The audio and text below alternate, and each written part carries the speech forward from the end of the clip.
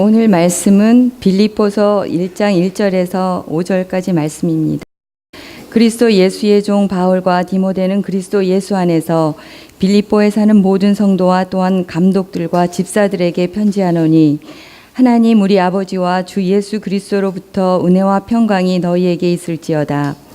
내가 너희를 생각할 때마다 나의 하나님께 감사하며 간구할 때마다 너희 무리를 위하여 기쁨으로 항상 간구함은 너희가 첫날부터 이제까지 복음을 위한 일에 참여하고 있기 때문이라. 아멘. 예, 감사합니다. 한 번 더 기도할게요. 주님 감사합니다. 오늘 또 화요 예배 주님의 귀한 자녀들이 와서 또 주님의 하늘로부터 내려오는 산떡과 또 생명수를 마시옵니다. 이 말씀을 먹고 또 예배를 마치고 돌아갈 때는 넉넉히 감사와 기쁨과 평강 가운데 세상을 이기고 또 마귀를 이기고 우리 자아의 죄성을 이길 수 있는 그러한 하늘의 생명을 얻고 돌아가는 성령 충만한 시간 되게 하여 주옵소서. 종은 오직 감추시고 주의 순결한 복음만이 남기를 바라며 예수님 이름으로 기도합니다. 아멘. 이 믿음이라는 것은 환경을 초월하여서 하나님의 손길을 볼 수 있는 것을 말합니다. 바울은 로마 제국의 황제가 온 세상을 다스리고 있는 그때에 보이지 아니하는 하나님의 손길이 네로 황제까지 주관하는 역사를 보았습니다. 즉 바울은 지금 네로 황제를 보는 것이 아니라 네로 황제마저도 이 다스리시는 하나님의 손을 보고 있었던 것이, 따라서 바울의 삶에는 결코 우연이란 없었습니다.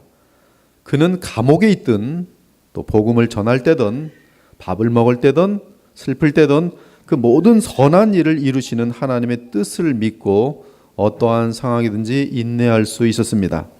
바울은 핍박을 당하는 빌립보 성도들을 향해 어떻게 하면 상황과 상관없이 하늘의 기쁨을 누릴 수 있는지 알려줍니다.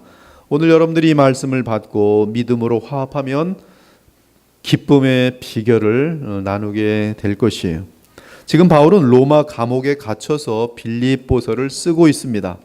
그의 상황은 열악하기가 그지없습니다. 그럼에도 불구하고 빌립보서를 보면 19번이나 주 안에서 기뻐하라고 권합니다.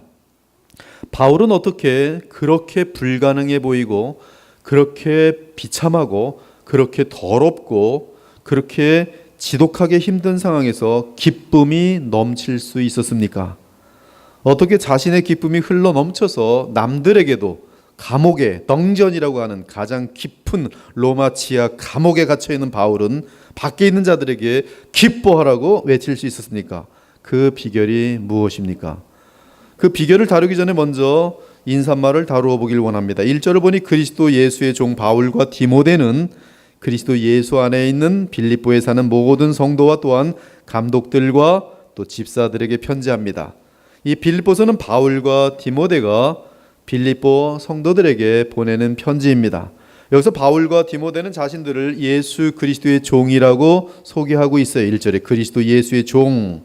여기 종이라는 단어는 원어로 둘로스라고 하는데 신약 성경에 많이 있습니다.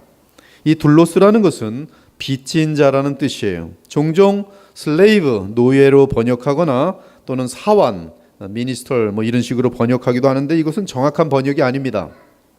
이 둘로스는 생명을 빚진 자란 뜻이에요. 오히려 개역개정은 종이라고 번역해놨는데 이 종을 만약에 빚진 심령의 종이라고 한다면 정확한 의미가 되겠어요. 즉 채권자에게 빚을 갚기 위해 스스로 종으로 섬기게 된 사람을 둘로스라고 말합니다. 즉 바울과 디모데는 주 예수 그리스도께 무한한 빚을 졌기 때문에 영원히 갚을 수 없는 그 빚을 갚으려고 그리스도의 종이 된 것을 둘로스라고 말하고 있습니다. 우리 역시 십자가상에서 우리의 죄값을 치르신 그리스도를 향해 어떠한 빚진 심령을 갖게 되면 로마서 1장에 보면 이 빚진 심령이 여러 번 반복되고 있는데요. 이러한 빚진 심령을 갖게 되면 우리는 그분의 말씀이라면 무조건 충성하도록 스스로 둘로스가 되려고 할 것이에요. 종이 되려고 할 것입니다. 즉 이 둘로스는 한없는 감사함 때문에 죽기까지 그 은혜를 갚겠다는 마음에서 나오는 고백인 것이, 김남준 목사님이 자기 소개를 할 때 예수 그리스도의 노예, 그 노예가 이런 둘로스의 의미이기를 원합니다. 아무튼 지금 바울은 로마의 노예 상태가 되어 있습니다. 그의 발은 착고에 묶여 있고 좁고 냄새나는 감옥에 갇혀 있습니다. 외관으로 보면 바울은 마치 로마 황제의 노예인 것처럼 보입니다. 그러나 바울은 자신의 노예 상태를 넘어서서 하나님의 손길을 보고 있습니다. 보이지 아니하는 하나님의 손길은 뜻하기만 하면 바울은 알고 있어요. 로마 황제를 언제든지 제거할 수 있고 하나님이 뜻하기만 하시면 바울을 감옥에서 나오게도 할 수 있어요. 즉 바울은 모든 상황은 정확하게 전능하신 하나님에 의해 지금 그 자리에 자신이 가 있는 것을 믿고 있는 것이, 그는 로마 황제 및 주변 상황을 보는 것이 아니라 그 상황을 조정하시는 하나님을 보고 있습니다. 비록 내 몸으로는 불편하지만 그러나 감옥에 와 있는 이 자체도 하나님의 손길에 의해 와 있다는 것을 조금도 의심하지 않는 것이, 물론 바울의 입장에서는 그 하나님의 의도와 계획이 다 보이지는 않습니다. 그러나 바울이 하는 것은 그가 주를 믿을 때 주께서는 가장 선하고 영원한 보람된 유익한 것들을 완벽하게 이루신다는 사실을 이 바울은 믿고 있었던 것이, 그러므로 지금 덩전에 있어도 그는 기쁨이 넘치는 것이, 조금도 의심하지 않습니다. 하나님을 의심하지 않아요. 사랑하는 여러분, 여러분에게 주어진 환경은 오직 하나님의 계획과 인도하심 가운데 진행되고 있습니다. 어떤 세속 정권이 여러분을 조종할 수 있는 것이 아니에요. 너무 두려워 떨지 마십시오. 전쟁이 날까 두려워 떨지 마세요. 전쟁이 나도 상관없어요. 그것은 하나님의 손에 있을 뿐이에요. 회사 사장이 여러분의 삶을 망칠 수 있는 것이 아닙니다. 그 사장이 여러분의 이 목줄을 갖고 있다고 착각하지 마십시오. 저는 참 어리석은 사람들을 많이 봐요. 회사에 들어갈 때는 하나님의 은혜와 복으로 들어갔다고 믿으면서 들어가고 나서는 마치 하나님이 아무런 전능자가 아닌 것처럼 자기 위에 상사를 두려워해서 하나님을 저버립니다. 난 그런 한심한 사람들 왜 그런지 모르겠어요. 아예 하나님이 그를 들여보내지도 않을 수 있었을 것이, 들여보내고 나면 하나님의 역사에 들어갔다고 고백하면서 들어가고 나서는 하나님은 안중에도 없고 자기 상관이 무섭고 회장이 무섭고, 회사 사장이 우리의 삶을 망칠 수 없습니다. 절대로. 우리의 삶과 생명은 오직 하나님의 손에 딸려 있을, 세상을 두려워하지 않기 바랍니다. 그래야 이 기쁨을 누릴 수가 있는 거예요. 그러므로 우리는 보이지 아니하는 하나님의 계획과 섭리를 믿어야 합니다. 나를 현재 상황에 두신 분도 주 하나님이시며 앞으로 내 삶을 이끄실 분도 오직 주 하나님이십니다. 이에 주 하나님을 바라보며 그분을 신뢰하고 그분의 말씀에 둘러스러 순종함이 가장 보람되고 지혜로운 것이, 그 이유는 우리 하나님은 전능하시며 선하신 하나님이시기 때문입니다. 2절을 보니 하나님 우리 아버지와 주 예수 그리스도로부터 은혜와 평강이 너에게 있을지어다라고 말합니다. 2절에서 우리는 두 가지 중요한 사실을 발견하게 되는데, 하나는 은혜와 평강의 근원이 무엇인가 하는 것이, 은혜와 평강의 근원은 우리 하나님 아버지와 주 예수 그리스도입니다. 바울 서신을 여러분들이 다 훑어보십시오. 한두 군데 빠지고 전부 다 하나님 우리 아버지와 주 예수 그리스도로 말미암아 은혜와 평강이 너희에게 넘칠지어다. 빌레몬서가는 사랑이 하나 추가되어 있죠. 그 두 분으로부터 성령의 역사를 통해 은혜와 평강이 우리에게 임합니다. 좀 더 구체적으로 말하면 주 예수 그리스도께서 십자가에서 보혈을 쏟으시고 생명을 바치셨기 때문에 십자가로부터 은혜와 평강이 흘러넘칩니다. 그러므로 우리는 은혜와 평강을 받기 위해서 하나님 우리 아버지와 주 예수 그리스도를 믿으며 의지하고 바라며 기대해야 돼요. 은혜와 평강의 원천은 우리 하나님 아버지와 주 예수 그리스도이기 때문입니다. 은혜와 평강의 원천인 하나님 아버지와 주 예수 그리스도로부터 성령으로 말미암아 우리에게 은혜와 평강이 임하도록 되어 있어요. 또 다른 하나는 은혜와 평강의 순서입니다. 은혜가 먼저 임하여야 평강이 찾아옵니다. 이 둘의 순서는 성경 내에서 바뀌는 적이 없습니다. 성령을 통해 하나님의 은혜가 우리 마음에 찾아오면 우리는 당장 하늘의 평강을 맛보게 됩니다. 이에 로마서 5장 9절 10절이 증언하는데, 이제 우리가 그의 피로 말미암아 의롭다 하심을 받았은즉 그의 아들의 죽으심으로 말미암아 하나님과 화목하게 되었도다. 즉 주 예수 그리스도로부터 나오는 은혜로 말미암아 의롭게 되어야 화목, 즉 평강이 임하는 것이. 오늘날 많은 그리스도인들이 평강을 누리지 못하고 있습니다. 그 이유가 무엇입니까? 그 이유는 다름 아닌 그리스도의 보혈로 말미암은 은혜를 받지 못하고 있기 때문입니다.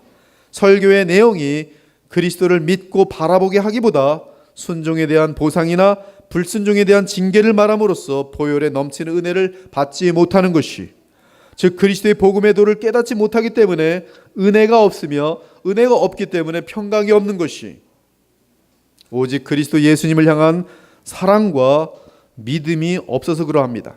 그러나 누구든지 십자가에 달리신 예수 그리스도를 믿고 사랑할 때에 하나님과 및 어린 양 보좌로부터 은혜가 흘러넘치고 그 은혜가 우리 마음속에 임할 때 평강이 넘치게 되어 있는 것이, 이것은 영적인 원칙입니다. 은혜와 평강을 원하십니까? 여러분 마음속에 평강을 원하십니까? 성령 충만의 최고의 현상은 평강입니다. 얼굴에 평강이 넘치는 사람들이 있어요. 저도 지금 말씀을 전합니다. 제 마음에 평강이 넘칩니다. 얼굴에 그 평강이 나타나요. 독이 없습니다. 그 힘이 어디에 있습니까? 은혜에 있습니다. 은혜는 어디로부터 옵니까? 우리 하나님과 주 예수 그리스도로부터 성령을 통하여 우리에게 임하시는. 은혜를 받으면 평강이 넘치고, 평강이 임하면 우리 마음에는 감당할 수 없는 기쁨이 넘칩니다. 감사가 넘칩니다. 사랑이 넘칩니다. 지혜가 넘칩니다. 이 모든 가장 아름다운 것들의 뿌리는 은혜입니다. 은혜는 오직 우리 주 예수 그리스도의 십자가를 통해서 흘러나오게 돼 있어요. 오늘 이 시간에도 은혜를 받기 위해 십자가에서 나를 대신하여 죽으신 주 예수 그리스도를 바라보며 그분을 믿으며 그분을 생각하기 바랍니다. 그분께서 과거의 나의 삶을 어떻게 인도하셨는지, 어떻게 사랑하셨는지 기억하기 바랍니다. 화가 나더라도 예수님이 제 인생을 어떻게 인도하셨는지 보면 참으로 주님께 침을 뱉고 대항하고 있는 그러한 나를 주께서 사랑하신 사실들이 기억이 나요. 그러면 송구스러워집니다. 내게 그렇게 행하는 자가 있더라도 그 사랑을 기억하고 누리는 한 똑같이 행할 수가 있어요. 그분이 내게 준 소망이 무엇인지 기대하게 됩니다. 우리는 그분이 나를 얼마나 무한하게 사랑하시는지, 그리고 또한 지금까지 얼마나 내게 신실하였는지 잘 알고 있습니다. 따라서 우리는 그분을 의지하면서 미움의 평강을, 이 마음의 평강을 누리고, 감옥에서든 슬플 때에든 힘든 때이든 모든 것을 초월하는 기쁨을 맛보게 되는 것이, 이에 바울은 그 은혜 때문에 하늘의 기쁨을 누리면서 모든 성도들에게 기뻐하라, 어떤 상황에서든지 기뻐하라고 외칠 수가 있었던 것이, 바울은 이것이 쇼가 아닙니다. 정말로 흘러 넘치는 거예요. 흘러 넘치. 그래서 감옥에서 기뻐하라, 밖에 있는 사람들에게 기뻐하라, 잘 먹고 있는 자들인데 기뻐하라.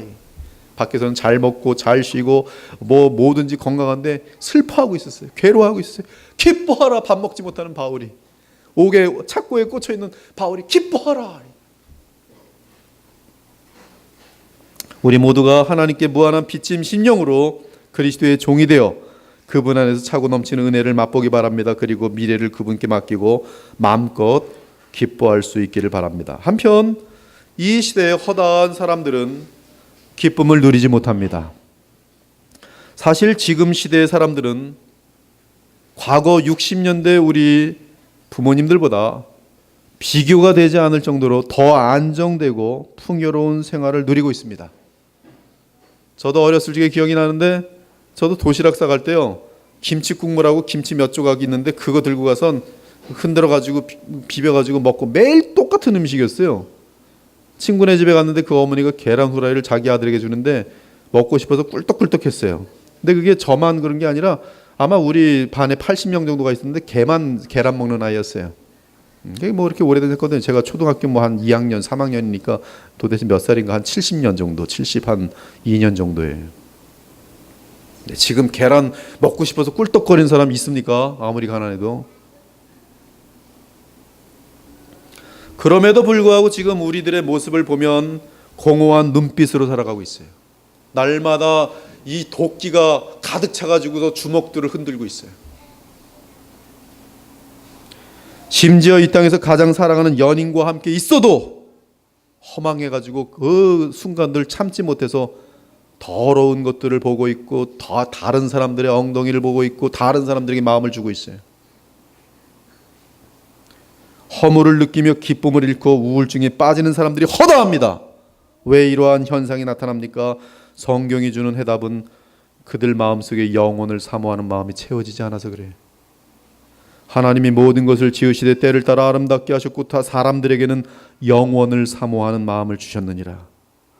그러므로 사람은 영원한 것, 특히 영원하신 하나님만으로 만족하며 변함없는 기쁨을 누릴 수 있는데 그것을 체험받지 못하니까 모든 것 속에서 허망한 것이, 즉 우리 마음의 가장 깊은 영원을 향한 갈망은 그 방향이 잘못되어서 연인에게서, 친구에게서, 쾌락을 통해, 권력을 통해, 돈을 통해 만족해버리고, 하지만 하나님을 만나서 연합하기 전까지는 결코 그 영혼은 만족할 수 없는 것입니다. 믿으시기 바랍니다. 이렇게 말씀을 드려도 주님을 찾지 않고 또 권력, 돈, 텔레비전, 드라마 엉뚱한 데 가서 또 이 만족을 찾으려고 하는 거예요. 허무하네. 인생을 낭비해버리고 마네요. 우리도 이미 경험해 보았겠지만 무엇이든 새로운 것을 갖게 되면 잠깐 즐겁습니다. 잠깐 신이 납니다. 저도 제 인생 속에 차를 여러 번 갈았어요. 새 차를 구하면 참 좋아요.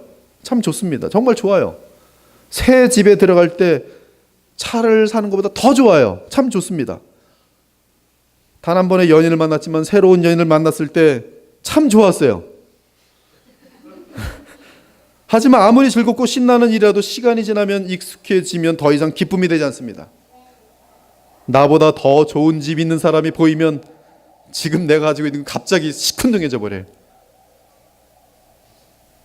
이렇게 비교하면 안 되겠지만 하여튼 뭐 아내는 빼고 저보다 더 멋있는 차를 갖고 있으면 시큰둥해져 버려요. 나만 좋은 집 갖고 있는 줄 알았더니 저보다 한 10배 더 좋은 집 갖고 있으면 시큰둥해져 버려요. 그리고 약이 올라매요. 그 나보다 못난 사람인 것 같은데 더 좋은 차를 갖고 다니고 더 잘 사는 것 같으면 부글부글 끓어올라요. 만족하지 못해, 감사하지 못해. 옷을 사면 하루가 기쁘고 그 다음날 시큰둥해집니다. 차를 사면 3개월 기쁘고 그 다음부터는 시큰둥해져요. 결혼을 하면 6개월, 가장 긴 사람이 결혼해서 2개월, 2년까지 간대요. 그러나 그 이후부터는 시큰둥해져요. 집을 사면 1년이 기쁘다고 합니다. 이건 제가 하는 게 아니라 세상 사람들이 통계를 낸 거예요. 이것은 우리 인생 속에서 누릴 수 있는 기쁨이 제한적이라는 것이죠.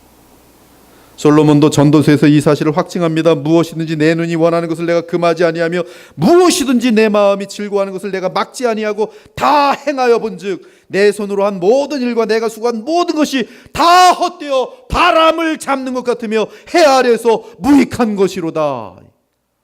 최순실이요, 솔로몬이 누린 영광과 비교하면 발가락 떼도 되지 않아요. 가장 인류 역사 가운데 가장 많은 쾌락과 가장 많은 영광과 가장 많은 절대적인 권력을 가졌던 사람이 있다면, 가장 많은 재산을 가졌던 사람이 있다면 솔로몬이었을 거예요. 그러나 그가 내린 결론은 헛되도다. 괴로워 죽을 지경이, 허망해서. 이처럼 사람은 영혼에 대한 목마름 때문에 이 땅에서의 그 어떤 것도 결국 지겨워지고 따라서 허물을 느낄 수밖에 없는 것이, 제가 뭐 이분 목사님을 뭐 그리 존경하는 분은 아니지만 어떤 목사님이 미국에 와서 설교를 했어요. 이름은 말씀 안 드리지 않겠어요. 근데 우리 대부분의 인생은 화장실 싸움이래요. 첫 번째는 화장실 2개 있는 집으로 가는 싸움, 2개 있으면 그 다음 3개 있는 집으로 가는 싸움, 그리고 가장 많이 가졌던 사람은 화장실 5개, 그리고 인생 마친다.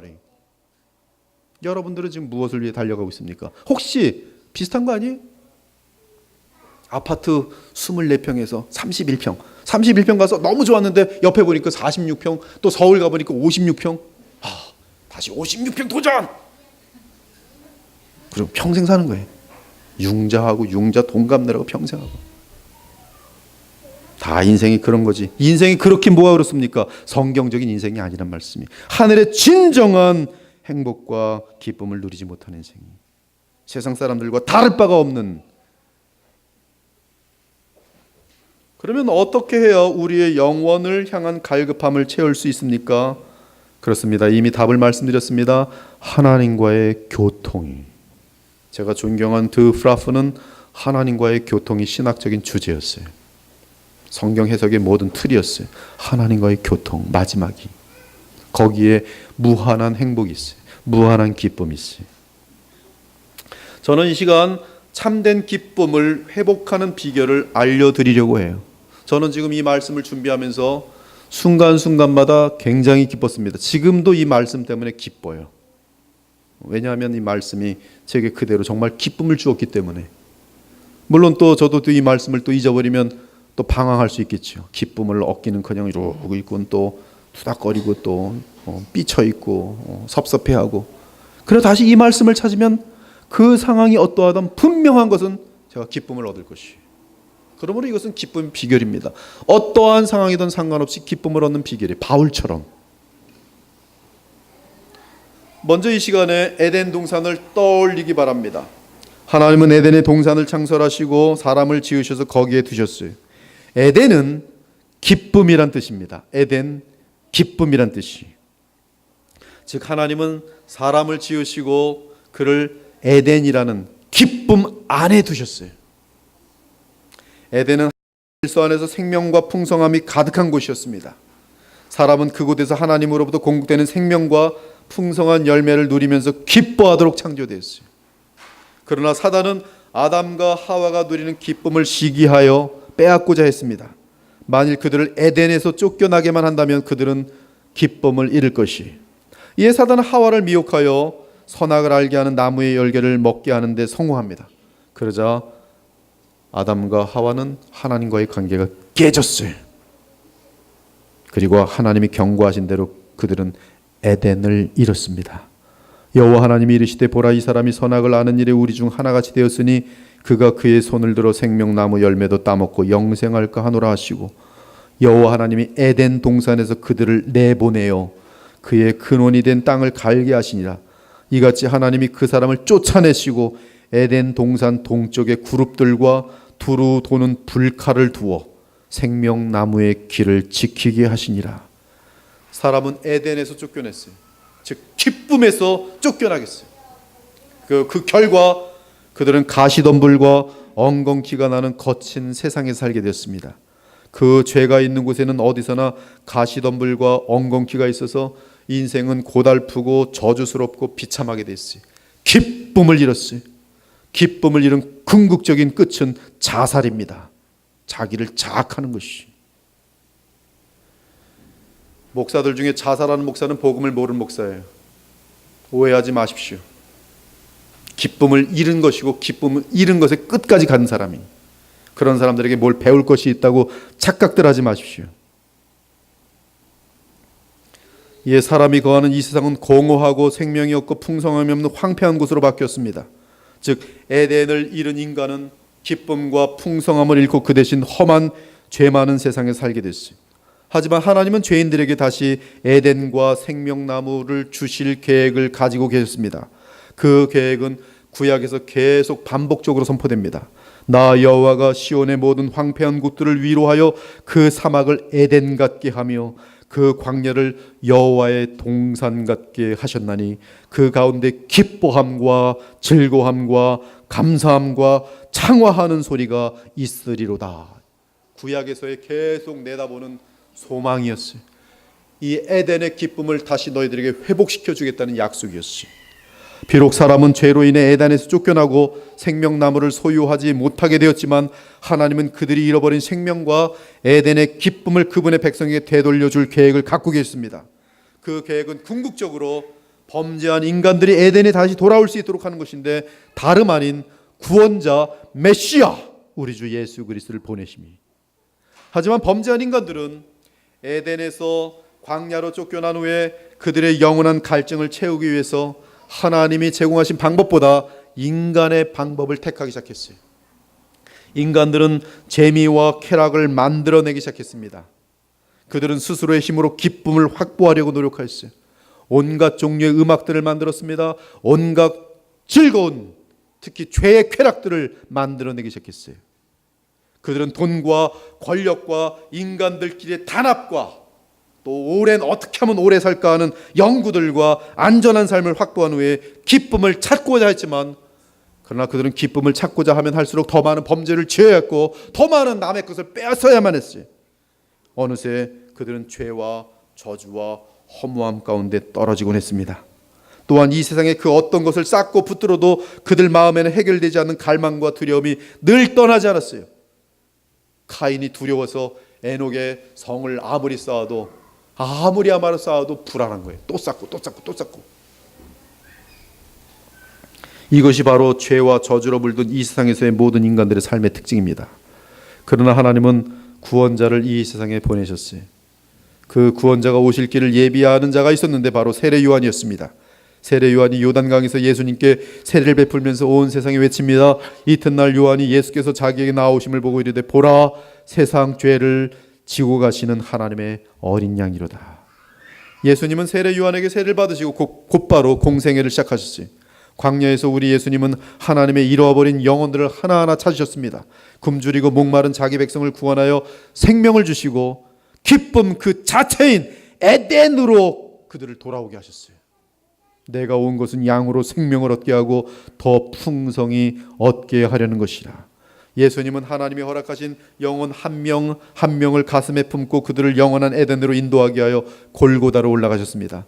예수님은 우리의 죄를 담당하기 위해 십자가에서 온몸을 갈기갈기 찢기시면서 죽으셨어요. 그리고 영원한 언약의 피를 흘리셨습니다.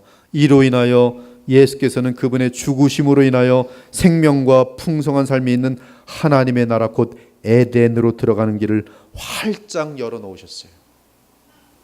예수께서 이르시되 내가 곧 길이요 진리요 생명이니 나로 말미암지 않고는 아버지께로 올 자가 없느니라. 아버지와의 교통 그 자체가 영원한 기쁨이에요. 근데 그 교통의 길이 열렸어요. 내가 곧 길이, 예수로 말미암아 아버지께로 가는 길이 열렸어요. 그것이 바로 에덴이. 생명나무로 가는 길은 그룹들이 불칼로 가로막고 있었기 때문에 들어오는 모든 자는 죽게 되어 있었습니다. 그러나 죄인된 인간으로는 갈 수 없는 그 길을 예수님이 친히 죽으시고 피를 흘리심으로 여셨어요. 생명과 기쁨의 근원 되신 하나님과 사람 사이에 가로막혀 있던 장막에 예수님 당신의 몸으로 친히 길을 내셨습니다. 그러므로 형제들아, 우리가 예수의 피를 힘입어 성소에 들어갈 담력을 얻었나니, 여기 성소는 지성소예요. 하나님의 존귀한 그 임재가 있는 곳이, 지성소가 열렸나니 그 길은 우리를 위하여 휘장 가운데로 열어놓으신 새로운 살 길이요 휘장은 곧 그의 육체니라. 그러므로 예수 안에 있는 자들은 하늘의 에덴 곧 참된 기쁨을 회복한 자들입니다. 지금 우리는 하늘의 기쁨 안에 있습니다. 성경이 우리에게 기뻐하라고 명령하는 이유가 우리가 기쁨을 누릴 수 있기 때문에 명령하는 것이, 즉 예수님이 나를 위해 십자가에서 죽으심으로 나는 이미 에덴의 기쁨을 회복한 상태에 있기 때문에 너희는 기뻐하라고 명령하고 있어요. 우리는 이미 예수님을 통해 하늘의 에덴에 들어온 자들입니다. 우리에게 하나님의 나라는 이미 시작되었어요. 하나님의 나라는 의와 기쁨과 화평의 나라입니다. 하나님의 나라는 먹는 것과 마시는 것이 아니요 오직 성령 안에서 의와 평강과 기쁨이라 희락이라. 하지만 안타깝게도 많은 그리스도인들이 이미 에덴 안에 거하고 있음에도 불구하고 기쁨을 누리지 못하고 있습니다. 아니, 자신에게는 근본적으로 기쁨이 없다고 착각하고 있어요. 기쁨 안에 있는데. 예수께서는 이러한 불신하는 제자들을 위해 다시 말씀하십니다. 천국은 마치 밭에 감추인 보화 같으니 사람이 이를 발견한 후 숨겨두고 기뻐하며 돌아가서 자기의 소유를 다 팔아 그 밭을 사느니라. 우리가 살아가고 있는 이 땅에는 세상과 하나님의 나라가 공존합니다. 예수님의 비유에서 세상은 밭으로 비유되고 천국은 감추인 보화로 묘사되고 있어요. 즉 이 땅에서 기쁨을 누리기 원한다면 밭에 감추인 보화를 찾는 수고를 해야 한다는 것이, 사탄은 타락한 인간들이 보물을 찾지 못하도록 하기 위해 기쁨과 유사한 가짜 기쁨들을 온 세상에 펼쳐놓았습니다. 그것은 죄로 인한 즐거움과 인생을 낭비하게 만드는 재미들입니다. 그러한 임시적인 쾌락들은 단지 감정과 환경과 자극에 의한 것들로서 육체의 정욕과 안목의 정욕과 부패한 인간의 교만을 채워주는 이생의 자랑들입니다. 그러나 그러한 것들 안에는 결코 하늘의 기쁨인 참된 무화가 담겨 있잖아요. 사랑하는 여러분, 우리는 그리스도의 보혈로 인하여 하늘의 기쁨 안에 들어온 자들입니다. 이미 들어와 있어요. 그러므로 더 이상 외부적인 어떠한 곳에서 기쁨을 찾아 헤맬 필요가 없습니다.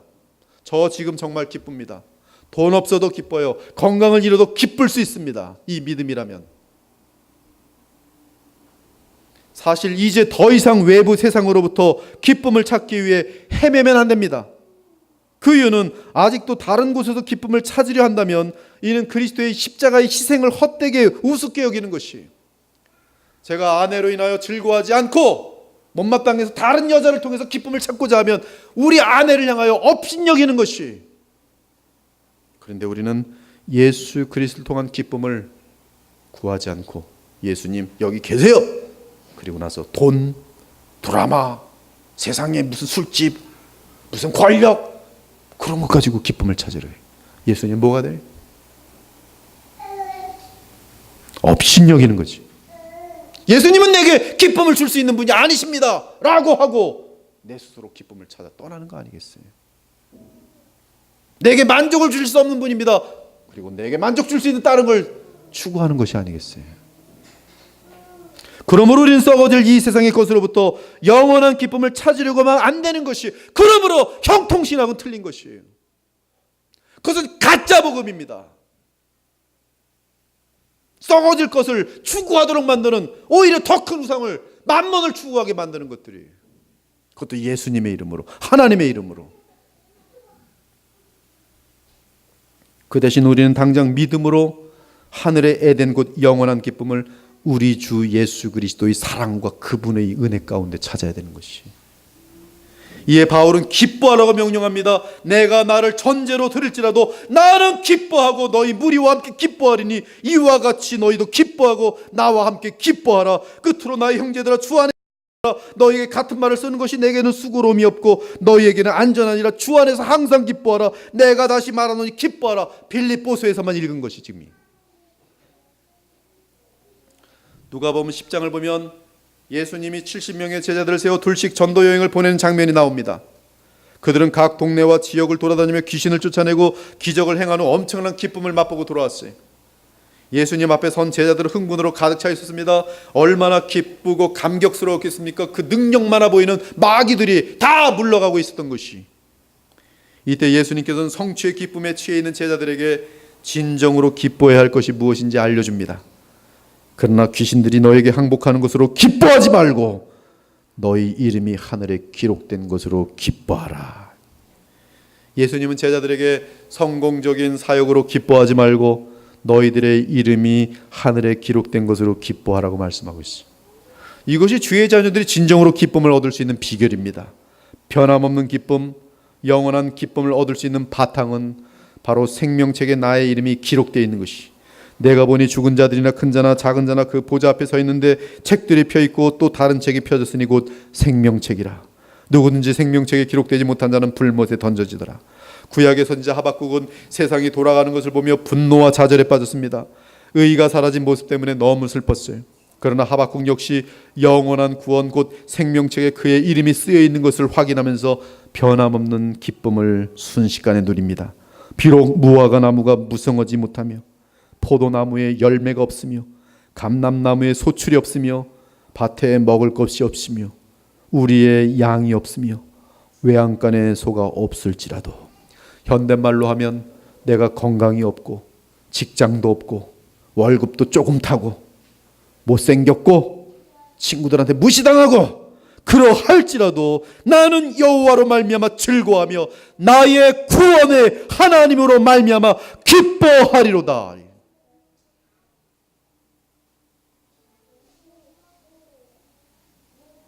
나는 오직 주의 사랑을 의지하여 싸우니 나의 마음은 주의 구원을 기뻐하리이다. 여호와여, 왕이 주의 힘으로 말미암아 기뻐하며 주의 구원으로 말미암아 크게 즐거워하리로다. 내 영혼아 여호와를 즐거워하며 그의 구원을 기뻐하리로다. 우리의 하나님이시라. 우리가 그를 기다렸으니 그가 우리를 구원하시리로다. 이는 여호와시라. 우리가 그를 기다렸으니 우리는 그의 구원을 즐거워하며 기뻐하리로다. 하박국 선지자의 고백 및 여러 주의 백성들의 고백을 들어보면 우리가 어디에서 기쁨의 근원을 찾아 하는지를 정확히 보여주고 있어요. 그것은 그리스도 예수님의 십자가에 근거한 하나님의 구원으로 말미암는 기쁨인데, 그 기쁨은 성령을 통하여 신기하게 임하는 모든 상황과 환경을 초월하는 하나님의 능력의 기쁨인 것이, 이것은 세뇌도 아니에요. 기쁠 것도 없는데 기뻐하자 기뻐하자 이게 아니란 말씀이에요. 정말로 기뻐서 어쩔 줄 모르는 것이, 그것은 미치광이든지 아니면 정말 기쁜 것이, 그러나 미치광이 아니 정말 기뻐요. 그렇다면 하늘의 이 기쁨을 어떻게 누릴 수 있습니까? 여러분들이 가장 잘하는 답이, 그 답은 믿음이에요.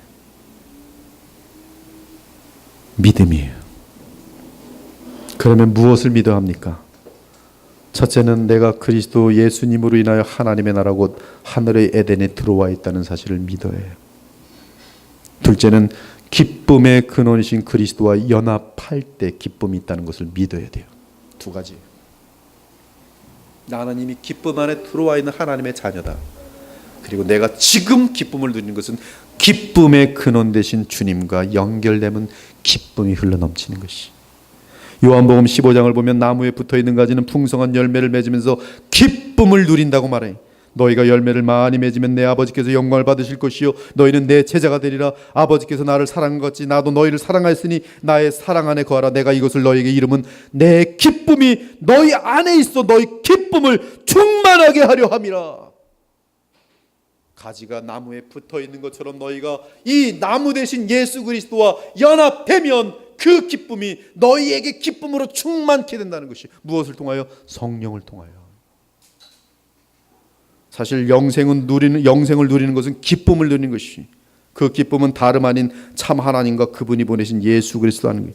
영생은 곧 유일하신 참 하나님과 그의 보내신 자 예수 그리스도를 아는 것입니다. 사랑하는 여러분, 이처럼 우리는 그리스도 예수 안에서 새로운 피조물이 되었음을 믿고 이미 하늘의 에덴 곧 하늘의 기쁨을 회복한 자들인 것을 확증해야 돼요. 그러므로 우리는 믿음으로 기뻐할 수 있는 것이, 이 시간 불신과 불평과 욕심을 버리고 그 대신 그리스도 안에서 내가 얼마나 큰 구원을 받았는지 묵상하면서 믿음으로 기쁨을 회복하기 바랍니다. 세상의 것들을 통해 참된 기쁨을 붙들려고 하는 지독한 어리석음을 내려버리시고 믿음으로 성령 안에서 그리스도와 연합함으로 하나님과의 교통을 누리기를 바랍니다. 그것이 바로 영생을 누리는 것이며 영생의 기쁨을 당장 맛보는 비결이,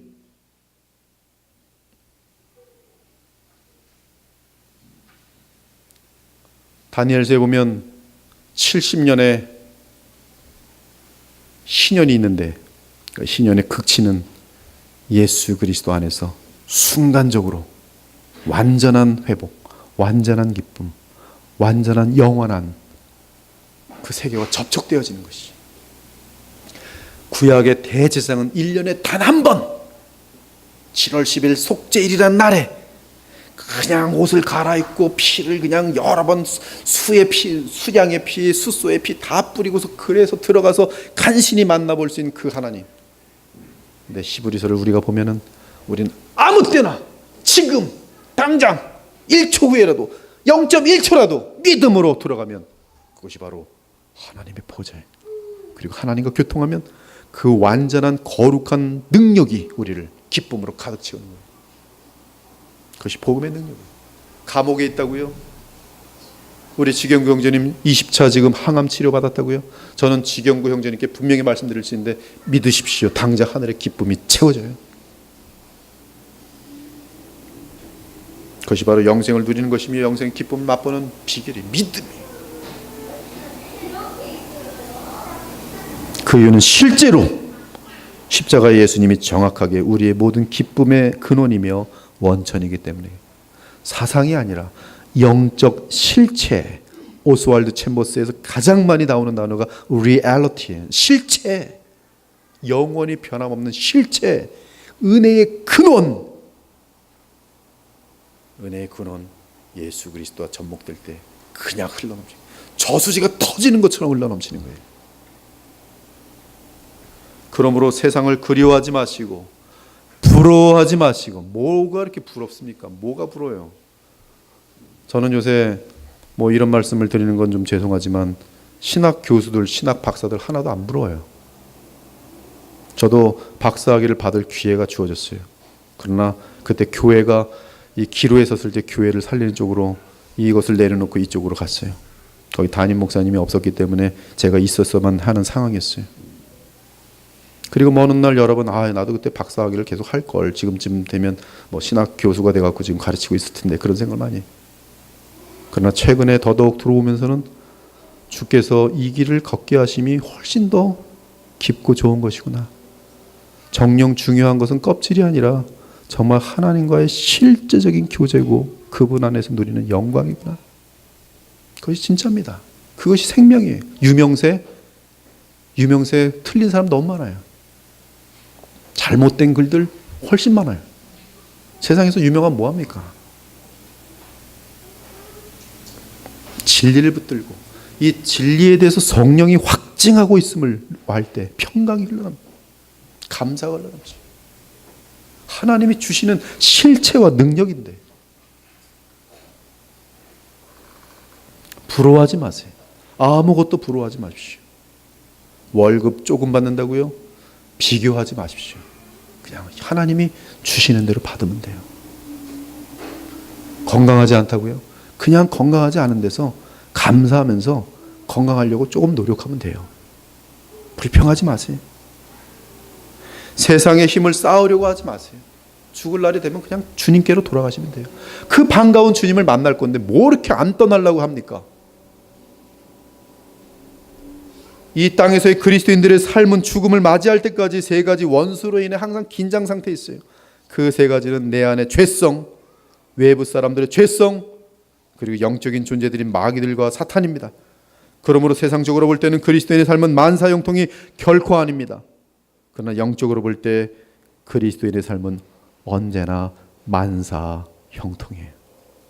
어떤 면에서 만사형통입니까? 그 이유는 그 어떤 상황도 그리스도인들에게는 그리스도인의 최고의 영광인 그리스도를 닮게 만드는 최고의 환경 조건이기 때문에 기쁠 때나 슬플 때나 그리스도인들에겐 최고의 가치에 나아갈 길이 있는데 그것은 예수 그리스도의 거룩함에 함께 동참하여 성장하는 것인데 이 성장하는 길에는 오히려 슬픔과 세상이 볼 때 오히려 실패와 비참과 오히려 괴로움과 외로움들이 주님을 믿고 나가면 오히려 최고의 영광과 복으로 즉 예수님을 닮게 만드는 것으로 주어지니 그러므로 모든 상황은 기뻐할 수밖에 없는 것이 가치관이 바뀌었어요. 가치관 무엇이 가장 소중한가? 오늘도 나로 하여금 예수님을 닮게 하는 것이라면 내게 주어진 환경은 그것이 세상 사람들이 볼 때 슬퍼 보이고 혀를 찰다 할지라도 오히려 거꾸로 영적으로 볼 때는 최고의 축복의 상황인 것이 그러므로 기뻐할 수 있어요. 하나님이 바보입니까? 왜 우리를 그런 상황에 두셨습니까? 자기 아들을 아끼지 아니하실 정도로 우리를 무한하게 사랑하시는 하나님께서 우리를 비참게 만드시겠습니까? 아니에요. 우리가 인간적으로 세상적으로 보니 비참한 것이지 사실은 하나님은 그에게 최고의 영광의 자리에 두신 것이 그것을 바울은 알고 있었어요.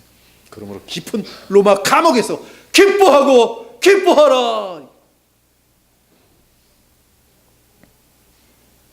그러므로 기쁨을 누리는 우리 편에서의 비결은 오직 믿음이 너희에게 인내가 필요하면 너희가 하나님의 뜻을 행한 후에 약속하신 것을 받기 위함이라. 잠시 잠깐 오면 오실 이가 오시리니 지체하지 아니하시리라. 나의 의인은 믿음으로 말미암아 살리라. 또한 뒤로 물러가면 내 마음이 그를 기뻐하지 아니하리라 하셨느니라. 우리는 뒤로 물러가 멸망할 자가 아니요 오직 영혼을 구원함에 이르는 믿음을 가진 자니라. 사랑하는 여러분, 기쁨을 잃었습니까? 그렇다면 그리스도 예수님께 나와 모든 사정을 아뢰고 하늘의 기쁨을 다시 찾기 바랍니다. 우리에게는 분명히 내 죄와 세상의 죄로 인하여 많은 슬픔과 눈물과 아픔이 있을 것이며 궁극적으로는 죽음이 있고 이로 인한 많은 이별로 인한 슬픔이 있을 수밖에 없습니다. 그럼에도 불구하고 변함없이 주어지는 것은 우리는 이미 하늘의 에덴 안에 있다는 사실이며, 이에 언제든지 믿음으로 그리스도와 연합하면 영원한 기쁨이 우리 영혼 저 깊은 곳에서 잔잔히 흐르기 시작한다는 사실이, 그러므로 고난과 아픔이 우리를 힘들게 할 때도, 폭풍우와 기근이 우리의 삶에 몰려올 때도, 그런 과정을 통해 우리는 그리스도의 장성한 분량까지 성숙하게 될 줄을 믿고, 또한 궁극적으로 영원한 사랑 안에서 다 해결될 것을 믿고 그리스도 안에서 하나님과 교통하기 바랍니다. 그러면 영원한 기쁨이 곧바로 당장 누려지게 될 것이에요. 이처럼 이 땅에서 하늘의 기쁨을 침노하며 살아가는 자들이 바로 그리스도인의 믿음이요 삶인 것이, 이러한 삶이 바로 영원한 나라를 이 땅에서 누리는 영생의 삶인 것이. 그러므로 하나님의 주권 가운데 주어진 그 어떤 상황에서도 항상 그리스도로 인한 기쁨을 결코 놓치지 않는 하나님의 자랑스러운 백성들이 되시기를 우리 주 예수 그리스도 이름으로 축원합니다. 아멘. 기도 올리겠어요. 네, 오늘 주신 말씀 가지고 각자 간절히 기도하기 바랍니다. 주여, 믿음을 늘 주시옵소서. 말씀에 입각한 바른 믿음을 주셔서 참으로 힘들고 어려운 상황에서도 저 깊은 곳 어디선가 하나님의 보좌로부터 내려오는 그 기쁨을 누릴 수 있는 믿음의 아들 되게 하여 주시옵소서라고 기도하시기 바랍니다. 함께 간절히 각자 기도 올리겠어요.